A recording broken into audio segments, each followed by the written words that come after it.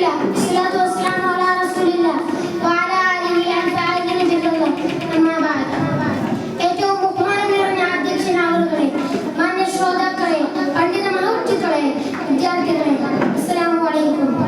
നാം ഇന്ന് ഒരുമിച്ച് കൂടിയിരിക്കുന്നത് മുമ്പുകളുടെ കേച്ചേരിയിൽ വെച്ച് നടന്നുകൊണ്ടിരിക്കുന്ന മർക്കസ് ഖുർആൻ അക്കാദമി സംഘടിപ്പിക്കുന്ന MQF സെക്ടർ പ്ലസ് വേദിയിലാണ്.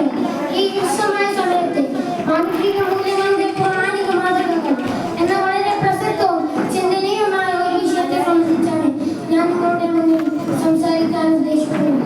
ഈ വളരെ വിപുലമായ, വളരെ വിശാലമായ, സർവതലസ്പർശിയായ ഈ വിഷയത്തെ സംബന്ധിച്ച് ഏറ്റവും ചുരുങ്ങിയ, വളരെ സുപ്രധാനമായ ചില കാര്യങ്ങൾ മാത്രം സംവദിക്കാനാണ് ഞാൻ ഇവിടെ എഴുതിയിരിക്കുന്നത്.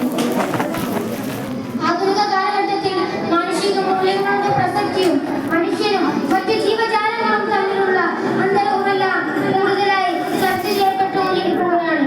നമുക്കറിയാം, വിശുദ്ധ ഖുർആൻ ഇവിടെ അവതീർണമായത് തന്നെ മനുഷ്യത്വവും മാനവികതയും ലോകത്തെ പഠിപ്പിക്കാനും ലോകത്തെ ബോധ്യപ്പെടുത്താനുമാണ്.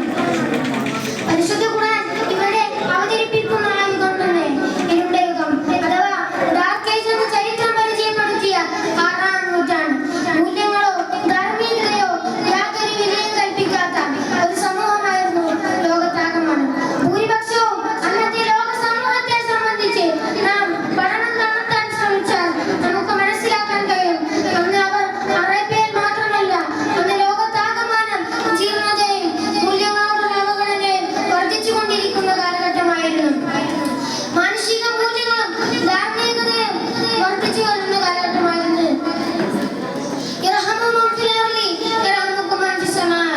നിങ്ങൾ ഭൂമിയിലുള്ളവരോട് കരുണ കാണിക്കുക, എന്നാൽ ആകാശത്തുള്ളവൻ നിങ്ങളോട് കരുണ കാണിക്കും.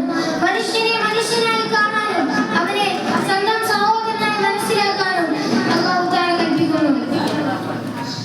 യാ അയ്യുഹന്നാസു ഇന്നാ ഖലഖനാകും മിൻ ദക്കരിൻ വഉൻസാ വജഅൽനാകും ശുഊബൻ വഖബായില ലിതഅറഫു ഇന്ന അക്രമകും ഇൻദല്ലാഹി അത്ഖാകും. യാ അയ്യുഹന്നാസ്, ഓ മനുഷ്യരെ, വിശുദ്ധ ഖുർആൻ ഒന്നടങ്കം വിളിക്കുന്നു. എന്നിട്ട് പറയുന്നു,